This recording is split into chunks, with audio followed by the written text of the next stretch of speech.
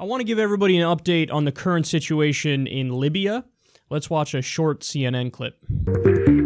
Following the Libyan revolution and the overthrow of Muammar Gaddafi in 2011, countless militias emerged in Libya, all fighting for power, fighting for influence in this oil-rich country. The political infighting, the chaos, no real government in charge, and with porous borders and this large country awash in weapons all created that perfect environment for jihadist groups, some of them with links that go back decades to Libya, to thrive in the country, especially in the east in cities like Benghazi and Derna, and also in the south of Libya. Militant training camps were also set up in different parts of the country, and fighters traveled from there to Syria. In late 2014, early 2015, ISIS's Libyan affiliate claimed responsibility for some high-profile attacks, released gruesome videos of beheadings.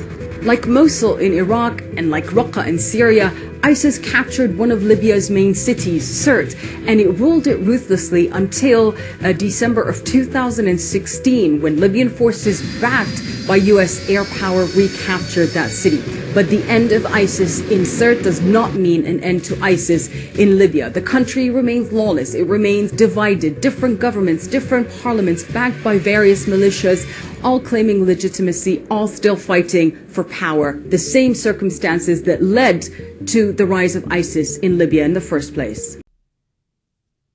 Wow. Okay, so Libya's not doing too well. The country is very fractionalized, and you have ISIS still has a stronghold in certain parts of Libya, and you have rival militia groups going at it. You have no stability and no security.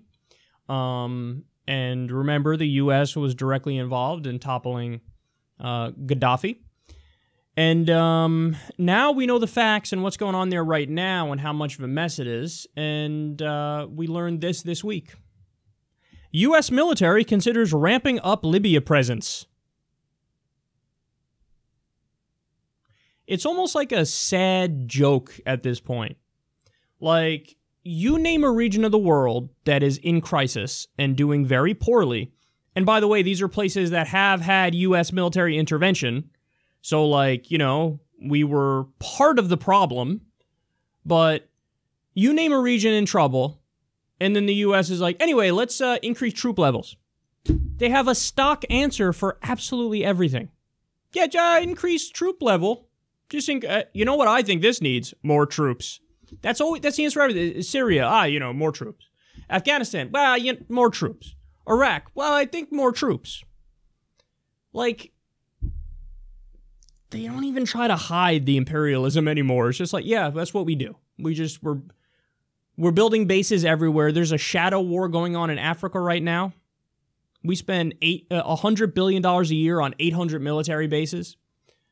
At any given moment, there's 100 U.S. special ops missions going on around the world. We spend more than half of our discretionary budget on military spending. Every time you see a story about the places where we are doing interventions, it's because we're escalating. Remember that story about how in Somalia where they're lessening the rules of engagement? They're weakening the rules of engagement? I mean, think about how crazy that is. Oh my God. Yeah, we don't like the idea of, like, going to a place and only fighting if somebody fights with us first. We're just going to get rid of the rules of engagement and we'll just start fighting with random people. Because, we have such a great track record of getting the right targets. It's not like Chelsea Manning released information that showed that our military people kill journalists and kill civilians and then laugh about it. Oh, that's exactly what she showed. This is what our money's going to. If you're a U.S. taxpayer, this is where your money's going. Meanwhile, our infrastructure's crumbling. It gets a grade of D+. Flint, Michigan doesn't have clean water. Your fellow countrymen, half of them make $30,000 a year or less. Stagnant wages in the middle class. I mean, it's just a sad, sad joke. The government is so unresponsive to the people. And by the way, whatever happened to only Congress can declare war. That's in the Constitution. You wouldn't know it by how the government acts, but that's in the Constitution. Congress has to do a declaration of war. So where is it? These open-ended conflicts everywhere, and nobody bats an eyelash. By the way, thank you, Obama, for setting that precedent of, yeah, we're just going to do more intervention and tack it on to the authorization for the use of military force under George W. Bush in the war on terror. So they just add everything to an early 2000s resolution. They go, yeah, Libya, I don't know, close enough. Yemen, I don't know, close enough. Because they say it's a war on terror, so anybody they deem a terrorist in any country, they say, we have the right to militarily go in there.